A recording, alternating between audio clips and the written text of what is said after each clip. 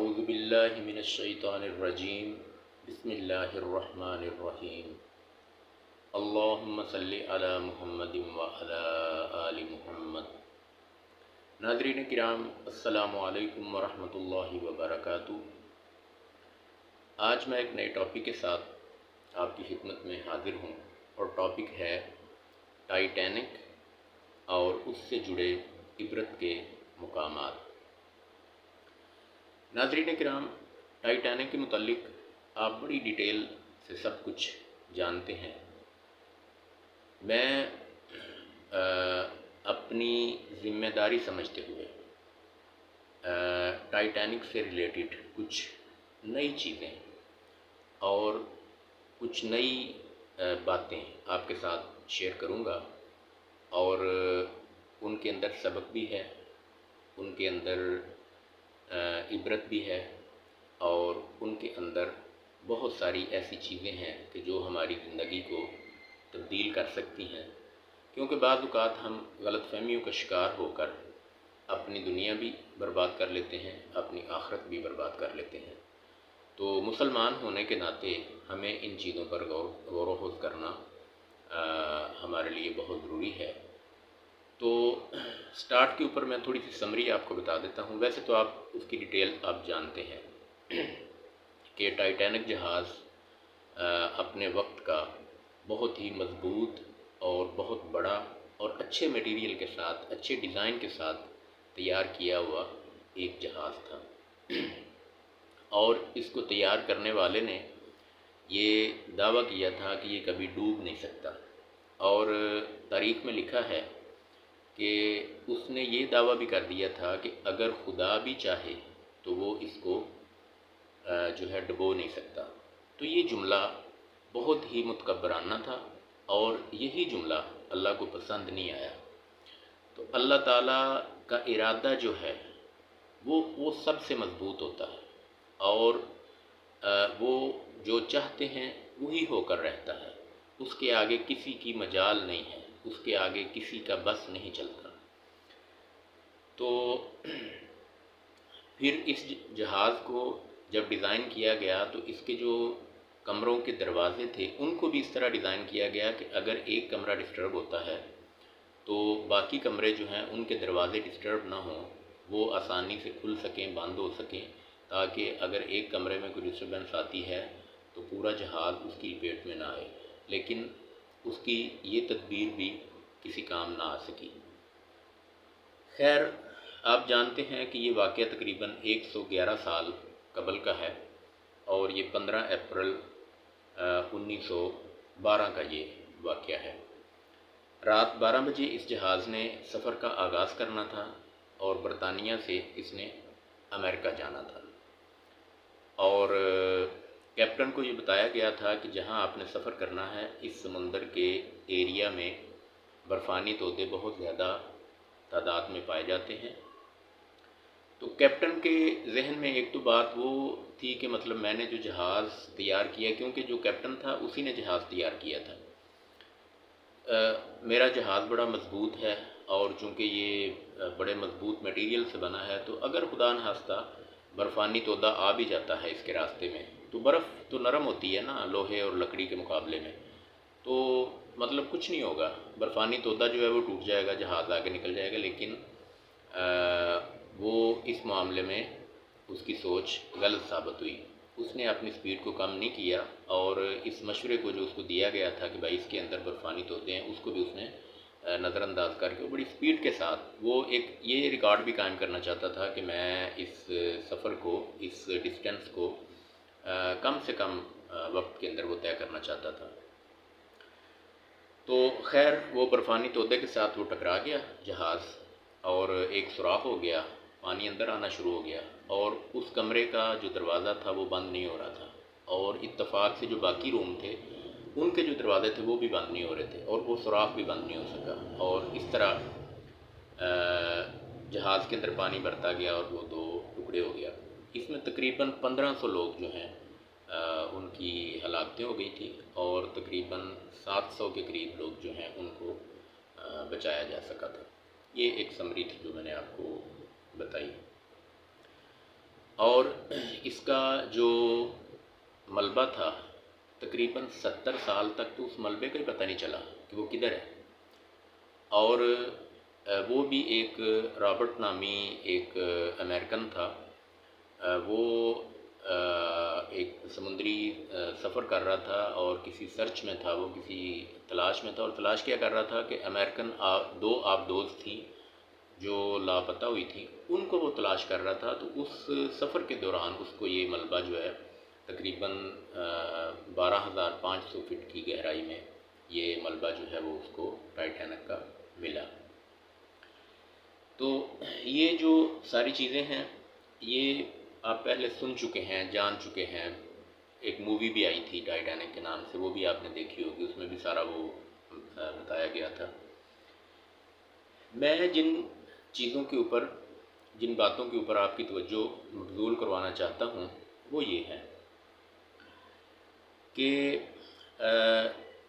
اس کا جو بنانے والا تھا، اس کا جو بانی تھا، اس کا جو کیپٹن تھا، اس کی جو پوری ٹیم تھی، ان سے غلطیاں کیا ہوئیں، کن غلط فہمیوں کا وہ شکار ہوئی. سب سے پہلی تو بات یہ ہے کہ جہاز بنانے کی جو صلاحیت ہے یہ کہاں سے آئی؟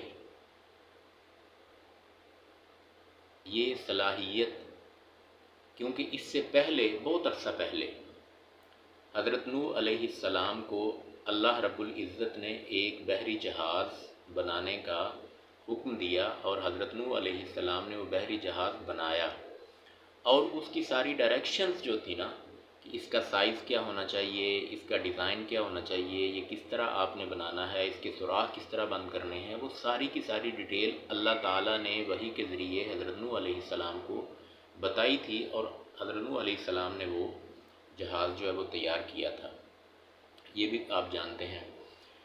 تو جہاز بنانے کی سمجھ بوجھ اور صلاحیت جو تھی اس ٹیم کو، جس ٹیم نے ٹائٹینک جہاز بنایا، یہ اللہ تعالیٰ نے عطا کی.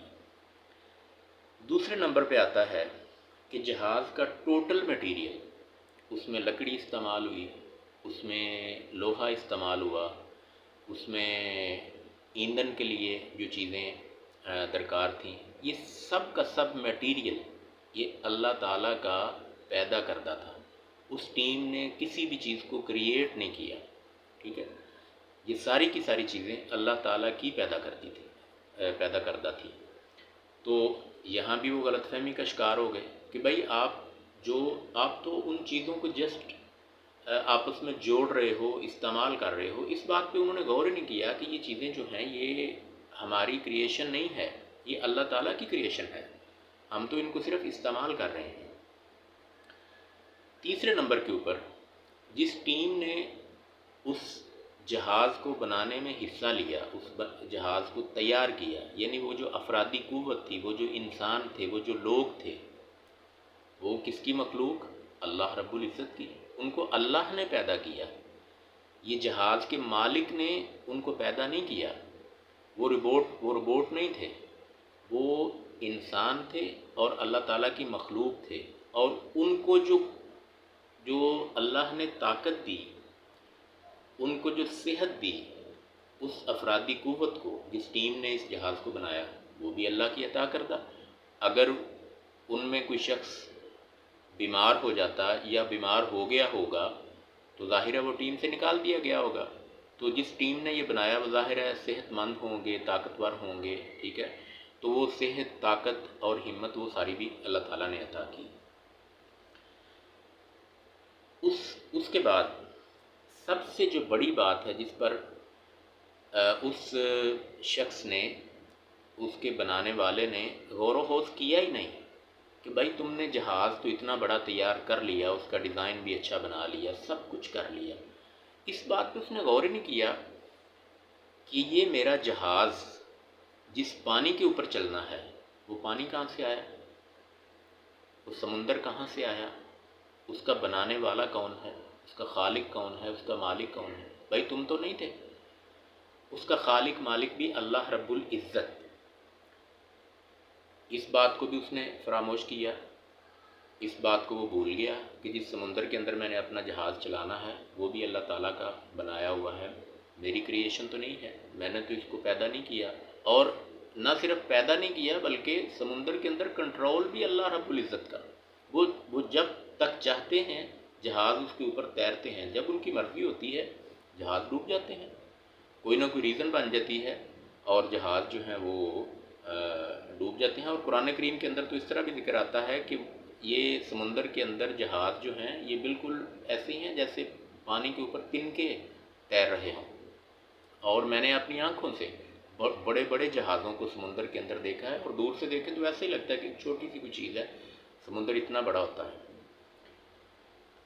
پھر ان سے ایک غلطی یہ بھی ہوئی کہ سمندر کے جو مخفی راز ہیں، کیونکہ ابھی تک انسان جو ہے وہ ایک خاص گہرائی تک ہی پہنچ سکا ہے، اس سے زیادہ وہ نیچے جا بھی نہیں سکا، اور سمندر کے بہت سارے حصے ہیں جہاں انسان آج تک پہنچ بھی نہیں سکا اور پہنچ سکے گا بھی نہیں۔ اور بعض سائنسدان تو یہ کہتے ہیں کہ سمندر میں بہت ساری جگہیں ایسی ہیں جہاں بہت سارا اندھیرا ہے اور وہاں تک کسی کی رسائی ممکن نہیں، اور پھر اس کے اندر سمندر کے اندر کیا کیا موجود ہے، کس کس طرح کی مخلوقات موجود ہیں، ہمیں تو چند مخلوقات ہیں نا، چند مخلوقیں ہیں جن کا ہمیں پتہ ہے کہ فلاں مچھلی پائی جاتی ہے، فلاں چیز پائی جاتی ہے، ابھی بہت کچھ ایسا ہے سمندر کے اندر کہ جن کو ہم نہیں جانتے۔ مثال کے طور پہ میں آپ کو یہ تھوڑا سا بتا دیتا ہوں کہ یاجوج ماجوج قرآن کریم کے اندر ان کا ذکر آیا ہے، پھر ذوالقرنین نے ان کے لیے ایک دیوار بھی بنائی، وہ سارا ذکر موجود ہے، اور ہمارا ایمان ہے کہ یاجوج ماجوج موجود بھی ہیں اور انہوں نے دنیا پہ آنا بھی ہے، تو وہ بھی سمندر کے کسی حصے میں موجود ہے، ٹھیک ہے، یا سمندر کے آس پاس کہیں موجود ہیں، ٹھیک ہے، تو پوری کائنات مل کے ان کو تلاش نہیں کر سکتی۔ تو اور بھی بہت سارے راز ہیں، مطلب ایسے راز کے جن کا ہم ذکر بھی نہیں کر سکتے، مطلب اگر ہم ذکر کر لیں تو پھر تو وہ راز ہی نہ رہے، تو راز ہیں کہ جن کا ہم ذکر بھی نہیں کر سکتے۔ بہت ساری ایسی چیزیں ہیں، بہت ساری ایسی مخلوقات ہیں، بہت سارے ایسے مقامات ہیں۔ اس ٹیم نے وہ مخفی رازوں کو بھی فراموش کر دیا۔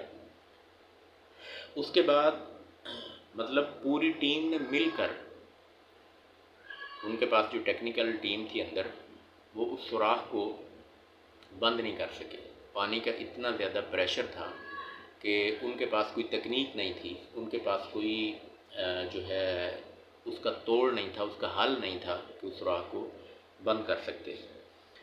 تو یہ ساری باتیں جو ہیں یہ آپ سے کرنے کا مقصد یہ تھا کہ بیسیکلی انسان بہت کمزور ہے، بے بس ہے، اور اللہ تعالیٰ کی ذات جو ہے وہ سپر پاور ہے، ٹھیک ہے۔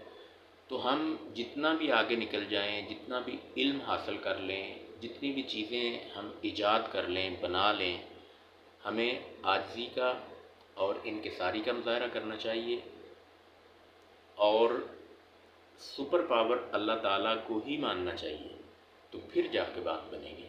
کیونکہ انسان جو اپنے آپ، یہ سائنسدان جتنے بھی ہیں انہوں نے آج تک جو کچھ بھی دریافت کیا ہے یہ اللہ کے حکم سے ہے، ان کی جتنی بھی دریافت ہیں ان میں آپ دیکھ لیں کہ وہ جو کچھ بھی استعمال کرتے ہیں وہ اللہ تعالیٰ کا بنایا ہوا ہے، وہ کچھ بھی کریٹ نہیں کر سکتے۔